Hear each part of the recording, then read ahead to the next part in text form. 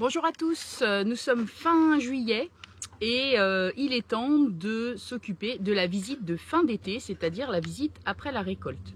Si on a un rucher plutôt sédentaire et qu'on ne fait pas de transhumance, mi-juillet, on va voir en fait qu'effectivement il n'y a quasiment plus de mielés et le miel ne rentre plus donc dans la hausse.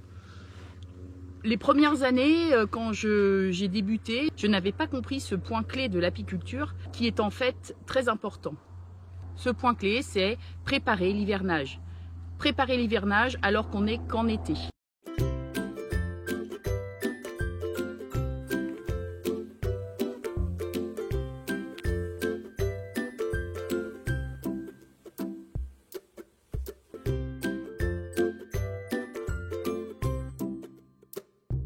Quand j'ai débuté, je laissais en fait les hausses jusqu'à fin août et puis ensuite je m'occupais de la mise en hivernage. Et je me suis rendu compte que finalement les hausses n'étaient pas forcément beaucoup plus remplies fin août que mi-juillet et que j'avais laissé mes abeilles un mois et demi supplémentaire à s'efforcer de travailler alors que, on le sait tous, les abeilles subissent la pression du varroa, le varroa qui est le tic de l'abeille.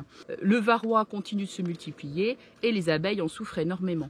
Si on laisse les abeilles ainsi, on va se retrouver avec des colonies et des abeilles qui sont fatiguées, qui sont malades, avec des ruches qui vont mal passer l'hiver, voire pas passer l'hiver, et on va se retrouver avec des ruches qui seront soit très infestées au printemps, soit des colonies mortes.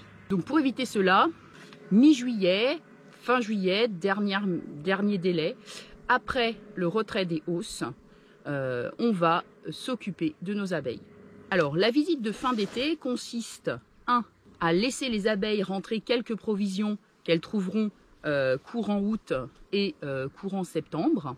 Donc, ça ne sert à rien de s'acharner à vouloir faire plus de miel. Il faut également penser à en laisser aux abeilles, puisque une ruche qui hiverne bien doit faire, pour une dinde en cadre, 34 kg.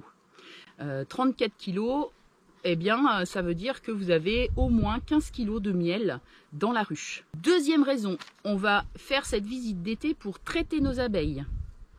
Traiter les abeilles contre le varroa. Et ainsi, traiter les abeilles qui vont naître courant août, courant septembre, pour avoir des abeilles qui ne sont pas malades. Et ces abeilles qui naissent courant août, courant septembre sont les abeilles d'hiver qui vont constituer la grappe hivernale. Ces abeilles ont une durée de vie du coup beaucoup plus longue que les abeilles d'été. Et si elles sont malades, elles auront une durée de vie beaucoup plus courte. Et elles ne pourront pas passer l'hiver, elles mourront durant l'hiver. Si vous voulez des abeilles qui survivent l'hiver et qui sont en pleine forme début du printemps 2021, il faut absolument traiter les abeilles. Troisième raison, quand on retire les hausses, on a diminué le volume de la ruche. Et donc, si on a une colonie qui est très forte, on peut imaginer encore mi-juillet pouvoir créer un essaim, c'est-à-dire tirer quelques cadres de couvain, des cadres de réserve et créer un petit essaim. Allez, donc on est parti sur la visite. On dit bonjour aux Fifi. D'une manière générale, d'ailleurs, il est préférable de resserrer la colonie sur 8 cadres. Et ainsi, quand on arrivera au printemps prochain, printemps 2021, je pourrai facilement rajouter des gaufres neuves pour renouveler les cires. Première étape, on vérifie la nourriture. On vérifie la présence de miel, de nectar, mais aussi de pollen. Et là, je vois qu'il n'y a pas beaucoup de pollen sur ce cadre. Donc, c'est essentiellement du miel.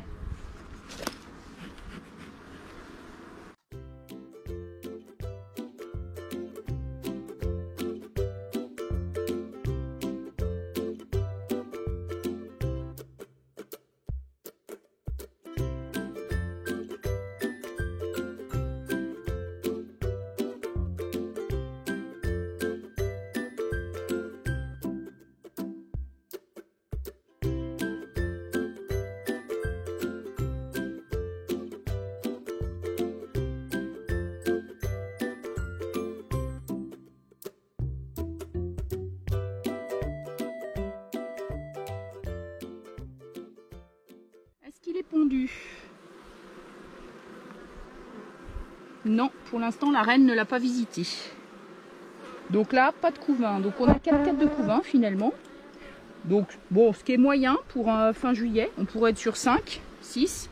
Mais bon, ça c'était un essaim de l'année. Hein. Donc c'est pas non plus une colonie qui avait hiverné l'année dernière. C'est un jeune essaim.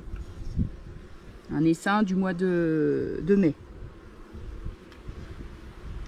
Là, on a de la réserve à nouveau, mais il est léger ce cadre. Hein. Je dirais qu'il fait moins d'1 kilo là. Hein. Et puis ici, on a une gaufre. Bon, qui a commencé d'être étirée, mais je trouve qu'il sert à rien. Parce qu'il y a déjà une gaufre. Donc, j'élimine. Donc, j'ai ma colonie. On a regardé, il y a de la réserve. Il faudra quand même la sous-peser et la contrôler jusqu'en septembre pour s'assurer qu'il y a assez de réserve. Je rajoute la partition, comme ceci. Voilà. Ma colonie est sur 8 cadres. Je vais placer les bandes Apivart. Donc ça, c'est un médicament anti-varrois délivré par les pharmacies ou par le GDSA si vous y prenez suffisamment en avance.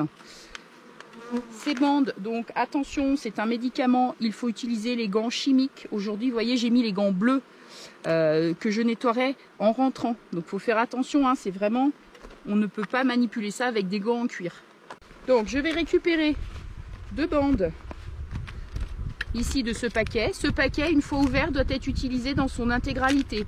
On ne peut pas conserver les bandes Apivart à moins de les remettre sous vide. Et si on le fait, dans tous les cas, il faudra qu'il soit utilisé dans l'année. Donc je le ferme, je pose mes 2 bandes ici, je ferme le paquet que je vais utiliser pour mes prochaines ruches. Donc les 2 bandes, il faut les déchirer comme ceci. On va mettre 2 bandes parce qu'ici c'est une ruche et donc on va pouvoir traiter avec 2 bandes. Si c'était une ruchette, une bande suffirait. La mitrase est sur toute la bande, il faut que toute la bande plonge au cœur du couvain.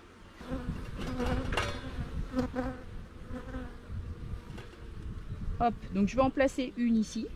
Première possibilité d'accroche, le cure-dent. Deuxième possibilité d'accroche, ici, ceci, d'accord? Donc il faut vraiment que la bande, elle plonge. Moi je préfère le cure-dent, mais là je vous montre les 2 techniques. Donc on va mettre l'autre bande ici. Voilà. Ces bandes sont laissées 10 semaines. En milieu de traitement, donc d'ici 4 à 5 semaines, je viendrai changer la position des bandes. Celle-ci passera en arrière et celle-ci en avant. Et puis, selon où se situent les abeilles, je pourrai resserrer les bandes. Attention, les 2 bandes doivent toujours quand même être séparées d'au moins un intercadre. Ici, 2 intercadres. Ne laissez jamais les bandes plus de 10 semaines. C'est pour ça qu'il ne faut pas traiter trop tard non plus, puisque 10 semaines, c'est 2 mois et demi. Et 2 mois et demi, ça veut dire que là, je traite, admettons, fin juillet, août, septembre, mi-octobre, je vais devoir retirer mes bandes.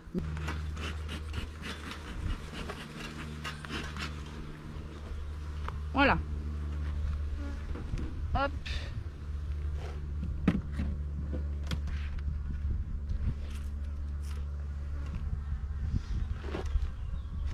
Idéalement, c'est d'avoir toujours 4 de couvain jusqu'à mi-septembre. Donc il faut quand même stimuler un peu la ponte de la reine pour être sûr d'avoir toujours 4 de couvain jusqu'en septembre. Donc le mois d'août étant très sec, ici, là où j'ai mis mes ruches, je vais stimuler la ponte de la reine avec un petit sirop 50-50, 1 demi-litre, attention un tout petit peu, hein, il ne faudrait pas non plus créer un essaimage, ce serait idiot. Donc 1 demi-litre de sirop 50-50 tous les 5 jours.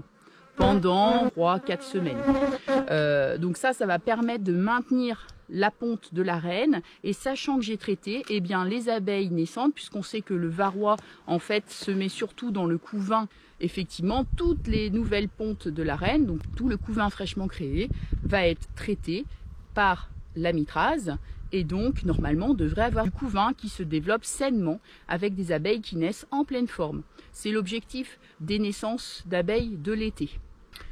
Une fois cette stimulation faite, donc fin août, je viendrai recontrôler les réserves en fait de miel pour vérifier que mes abeilles n'ont pas tout simplement mangé les réserves puisque comme je vous l'ai dit, en août c'est très sec.